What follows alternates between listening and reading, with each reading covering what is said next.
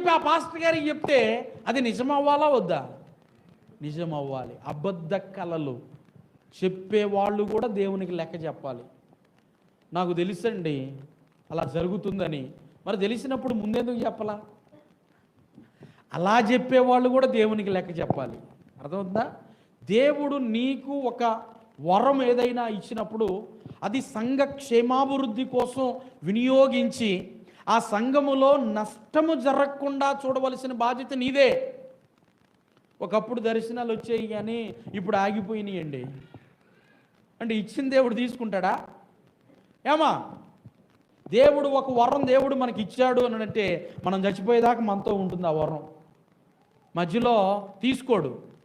అమ్మ కళ్ళు వస్తున్నాయా, స్వప్నాలు వస్తున్నాయా, దర్శనాలు వస్తున్నాయా అంటే పాస్టర్ గారు ఏం చెప్పమంట, ఒకప్పుడు తెగొచ్చేయండి అన్నీ నెరవేరాయి కానీ ఇప్పుడు ఆగిపోయినాయి. అవి ఆగిపోలా.